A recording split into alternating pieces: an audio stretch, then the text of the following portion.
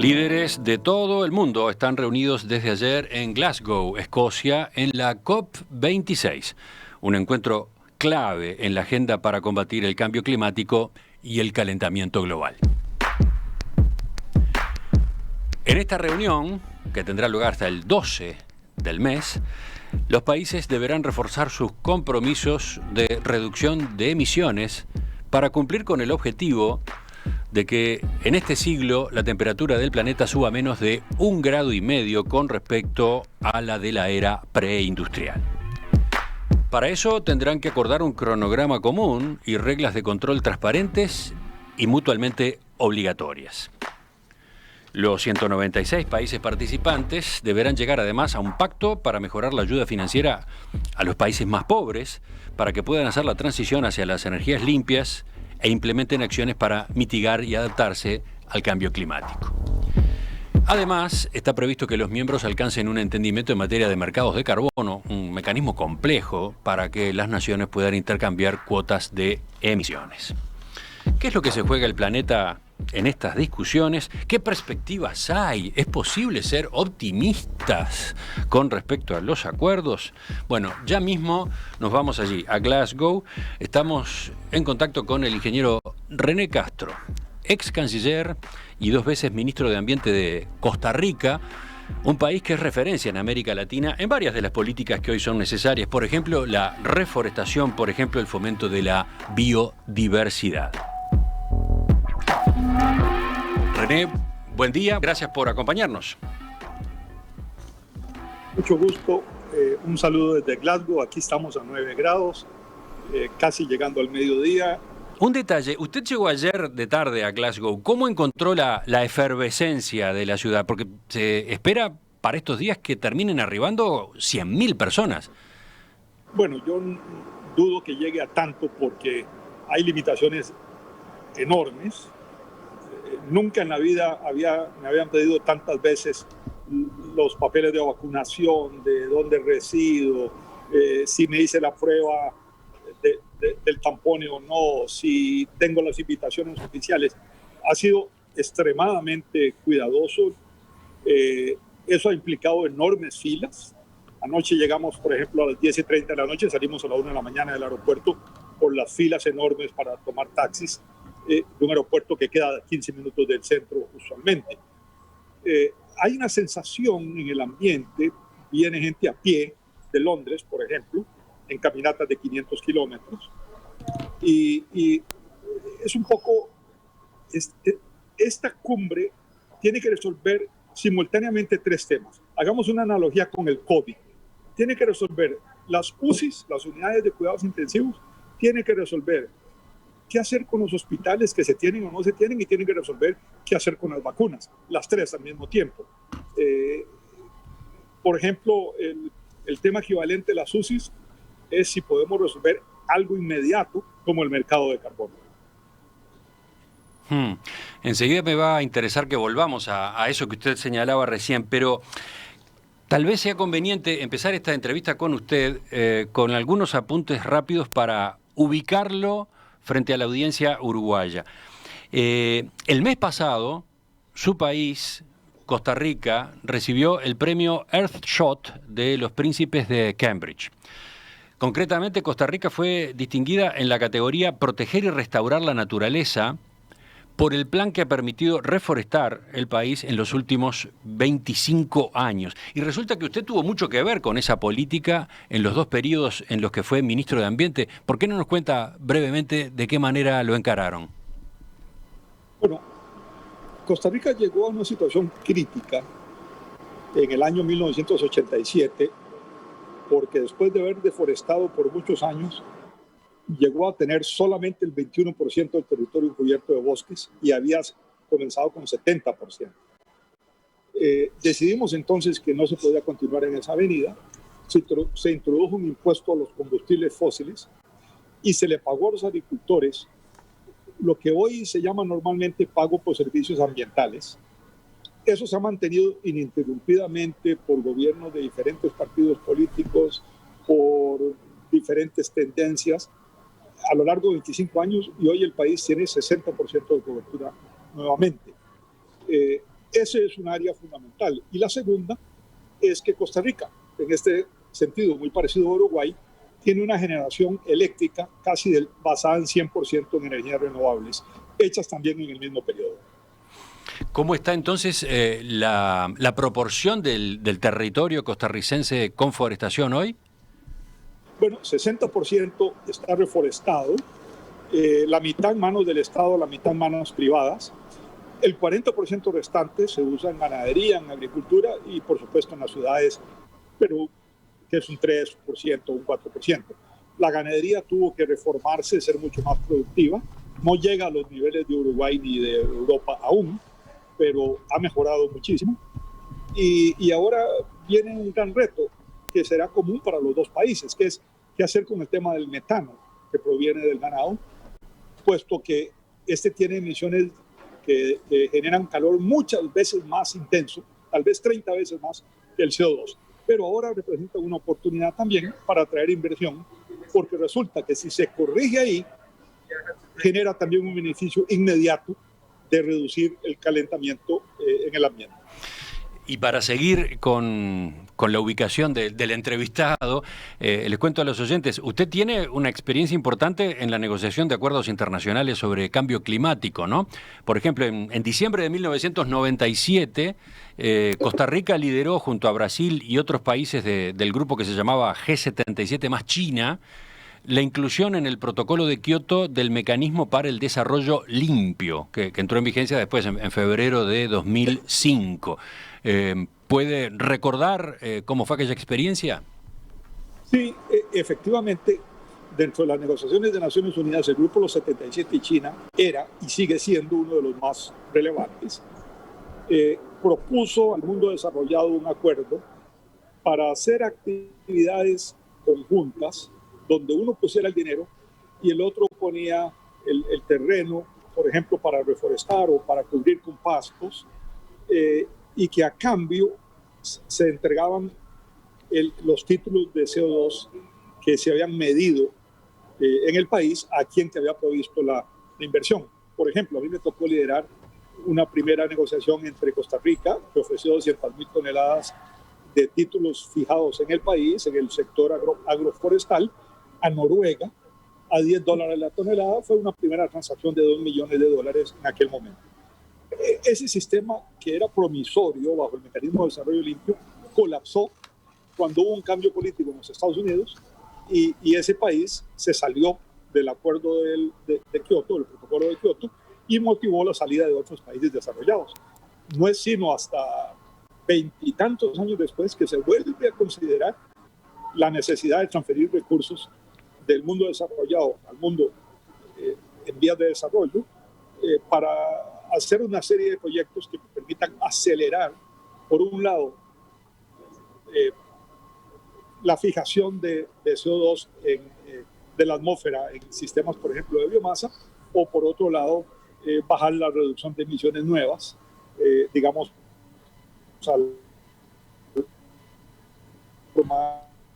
energía renovable, o el evitar que residuos del metano del ganado se vaya a la atmósfera y más bien se convierta en una energía renovable, que es un reto interesante para Uruguay y para Costa Rica. Estamos en diálogo esta mañana en Perspectiva con René Castro, o René Castro Salazar, si ustedes prefieren, ingeniero civil, graduado en la Universidad de Costa Rica, que obtuvo su doctorado y antes la maestría en la Universidad de Harvard, con estudios que se concentraron en el posgrado en Diseño, Economía Ambiental y Recursos Naturales. Fue ministro de Ambiente, Energía y Telecomunicaciones en 2 periodos, 1994-1998 y 2011 a 2014. En el interín fue ministro de Relaciones Exteriores, mayo 2010 a julio de 2011. Tiene también una larga trayectoria académica como profesor universitario, ha sido consultor internacional para el BID, el Banco Mundial y Naciones Unidas, y hoy es subsecretario general de la FAO. Ingeniero Castro, a propósito de estos datos suyos que yo estaba dando, una puntualización, ¿desde qué posición está hablando usted hoy? ¿Está hablando como exministro? ¿Está hablando como jerarca de FAO hoy? ¿Está hablando como experto? Bueno, yo diría que un poco una combinación de todas, pero una atendiendo con gusto un llamado que espero ayude a generar confianza e interés por seguir esta negociación que es vital, y que si fracasara, yo diría que sería el único equivalente que puedo pensar es como que el mundo hubiera fracasado con las vacunas del COVID. Estaríamos ante un panorama desolador en muy pocos años. El presidente del Parlamento Europeo ha dicho: no podemos permitirnos un fracaso. Distintos voceros de Naciones Unidas han señalado: estamos en un momento crítico de la historia de la humanidad. ¿Usted comparte planteos de ese tipo? Absolutamente. Y estamos en manos de los países, porque son ellos los que van a decidir si quieren caminar hacia adelante cada uno individualmente, si quieren cooperar por bloques continentales o regionales, o si quieren ir a un sistema global. Hay grupos de países que prefieren un mecanismo u otro, pero lo que no podemos darnos el lujo es de salir de aquí sin una decisión, ya sea en los temas de inversión grande, o en los temas del comercio internacional de CO2, o en los temas de alianzas para transferencias tecnológicas y ayudar a los países a adaptarse, a prepararse a lo que ya se está sufriendo. Especialmente en la agricultura y la alimentación hay un impacto enorme viviéndose a nivel planetario. Sí, recordemos que en septiembre, hace muy poco, 2 meses apenas, Naciones Unidas advirtió que la revisión de objetivos realizada por los países no había sido lo bastante exigente, y entonces, de acuerdo a los compromisos asumidos hasta ahora, las temperaturas terminarían aumentando 2,7 grados en comparación con la de la era preindustrial para finales de siglo. En definitiva, los planes nacionales, los que se conocen hasta ahora, no son suficientes. Ahí está el punto delicado, ¿no? Mucho más que eso, Emiliano. Ese 2,7 sería sí y solo si los países cumplen con el compromiso de París. Y eso no está sucediendo, esencialmente porque falta la transferencia de fondos y de alguna manera también algo de tecnología, pero esencialmente porque los fondos prometidos no se han transferido a la velocidad que se necesitaba. Y digámoslo también, varios países en el mundo en vías de desarrollo han arrastrado los pies en opciones piloto exitosas que podrían haber generalizado y haber dado un ejemplo de exitoso y de fuerza moral. Esperamos que ahora todos estemos dispuestos a aportar nuestro granito o nuestro enorme grano de arena según el tamaño del país y la economía. Uh-huh. Sí, no hay campo, nadie se espera que el otro avance primero. Sí, la clave es el multilateralismo, ¿no? Ese es el instrumento determinante para salir adelante. El multilateralismo lo que haría es acelerar el proceso, bajar los costos y permitirnos que efectivamente hacia el 2050 el mundo estabilice y no se agrave más la situación. Continuamos en contacto con Glasgow, Escocia, la sede de las deliberaciones de esta COP26, donde se encuentra nuestro entrevistado, el ingeniero René Castro, que fue ministro de Ambiente, Energía y Telecomunicaciones en Costa Rica en 2 periodos, y que es un experto, por otro lado, en diseño, economía ambiental y recursos naturales. Hoy, subsecretario general de FAO. Ingeniero Castro, ¿usted dónde está ubicado exactamente dentro de las instalaciones de la conferencia? Bueno, hay una zona aquí, esto es inmenso, y hay una zona donde hay conexión libre y computadoras y sistemas que los periodistas o los delegados o los que participamos podamos con cierta seguridad y robustez, digamos, hacer este tipo de comunicaciones. En otras partes no se permite hablar en voz alta o no se permite quitar la mascarilla. Aquí hay distancias mínimas y hay un poquito de facilidades. Sí. Yo les envié una foto donde hay un mundo que parece flotar sobre la cabeza de los negociadores. Bueno, esa es la zona donde donde nosotros nos ubicamos para poder hacer este tipo de transmisiones. Sí, lo estábamos viendo perfectamente bien y aparecían algunas dificultades en el audio que, bueno, ahora creo que superamos por esta otra vía. Recordemos entonces, el informe el último informe del panel intergubernamental sobre cambio climático de Naciones Unidas, el que se conoció en agosto, advertía en términos duros, muy duros, incluso en comparación con otros reportes, señalaba que la actividad humana está provocando el ascenso de las temperaturas de forma inequívoca y que el cambio climático se está acelerando, intensificando y extendiendo a todas las regiones del planeta.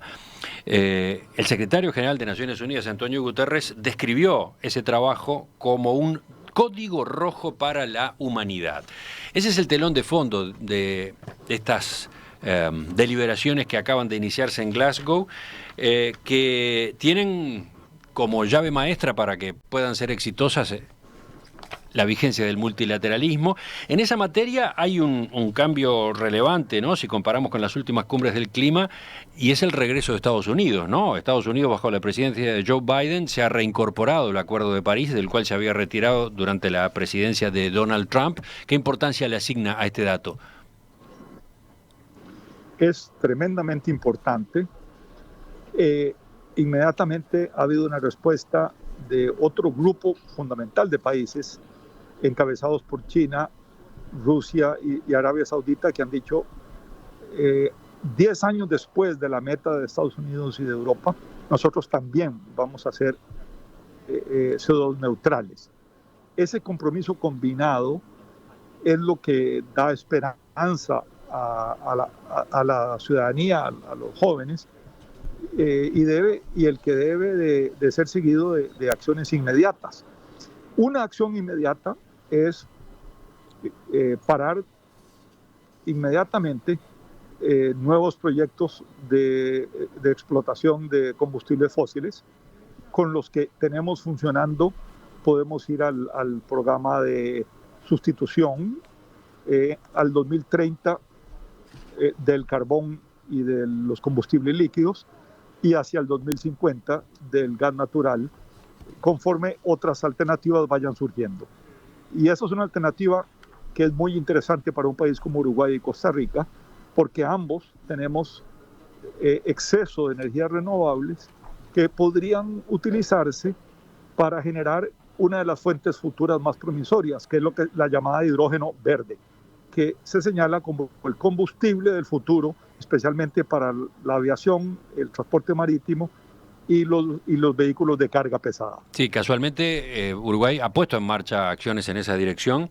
El mes pasado ANCAP, que es la empresa estatal de combustibles, lanzó un programa que se llama H2U, en el que, entre otras cosas, se busca captar inversión del exterior para producción de hidrógeno utilizando justamente el viento, utilizando plataformas a instalarse en el mar, en la costa uruguaya, aprovechando los buenos vientos para generar allí el hidrógeno y desde allí mismo, bueno, incluso luego exportarlo, porque esa sería una de las líneas de negocio que se podrían abrir.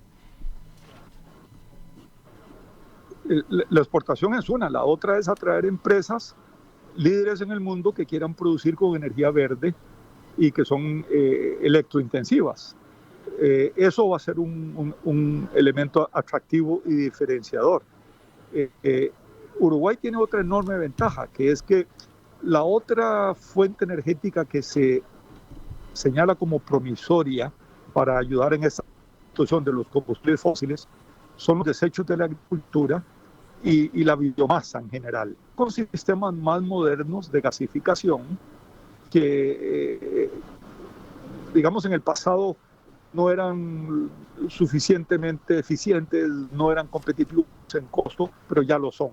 Y Uruguay tiene una enorme capacidad en el sector agropecuario para generar también lo que se llama ahora bioenergía sostenible.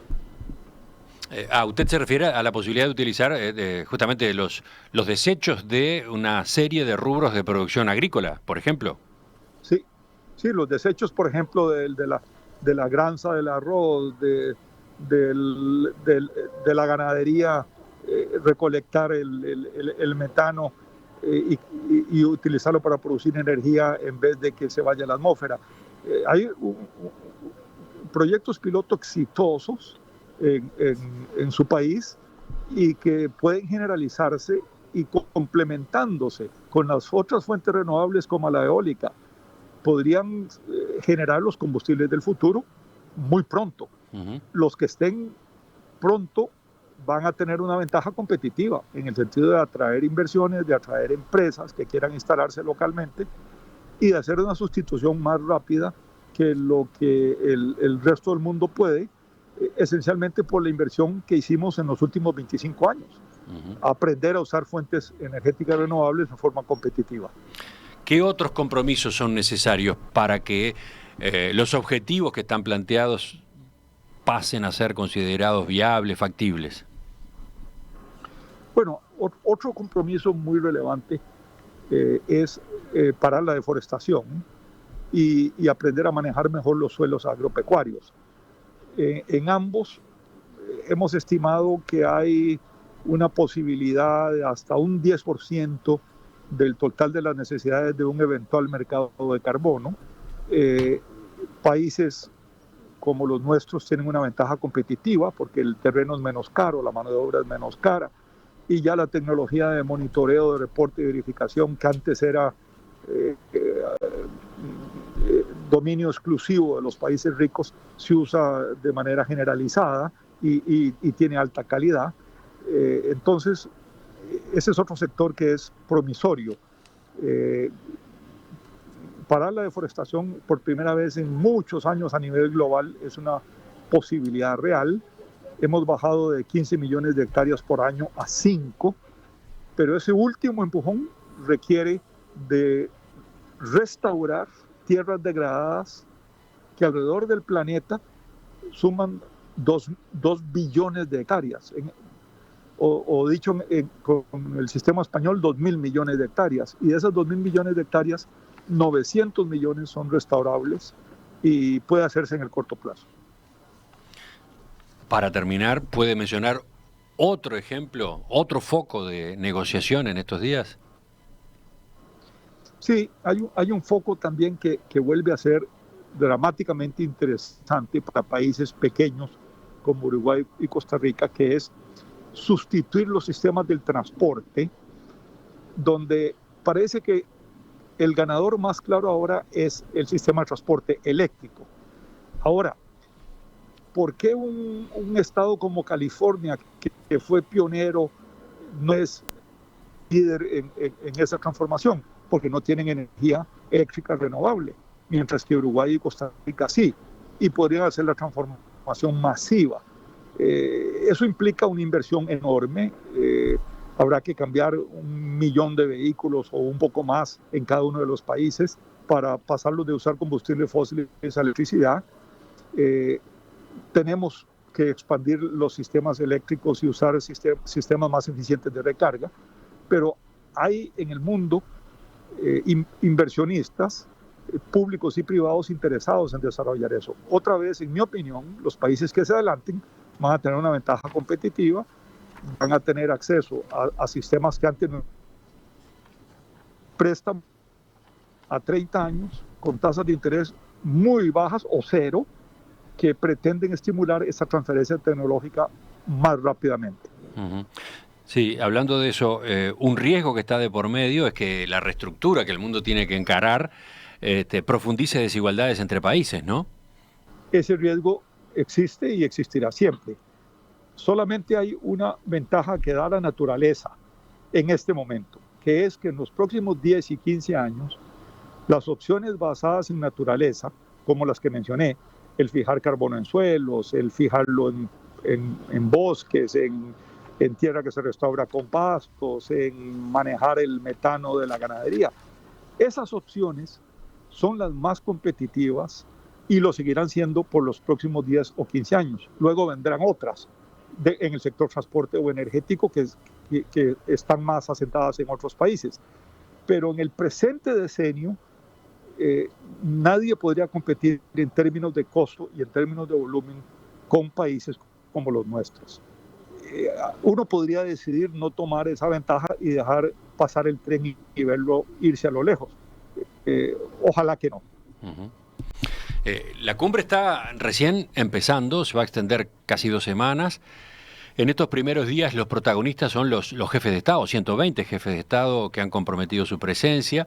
Después, cuando ellos se van, las delegaciones de los países, que generalmente están encabezadas por los ministros de Medio Ambiente, inician la segunda parte, la de negociaciones, actos, la de encuentros bilaterales, donde expresan sus posturas, asumen compromisos, adhieren eventualmente a nuevas iniciativas y bueno, y el encuentro termina con la redacción de un texto que recoge los resultados y que debe contar con el acuerdo de todos los países.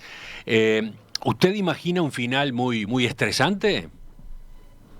Sí, pienso que el final va a ser intenso porque se siente en el ambiente el deseo de hacer y de algo y de avanzar.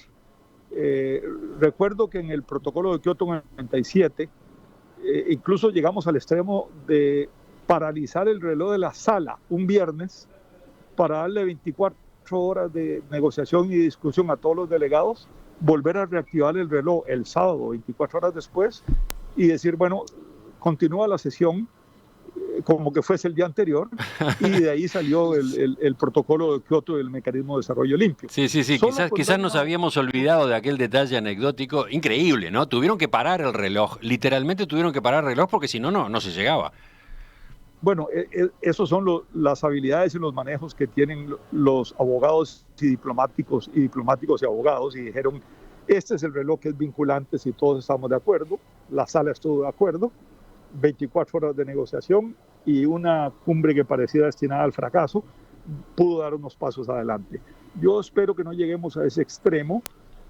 Veo una intención de avanzar más rápido y más intensamente y además incluyendo más sectores.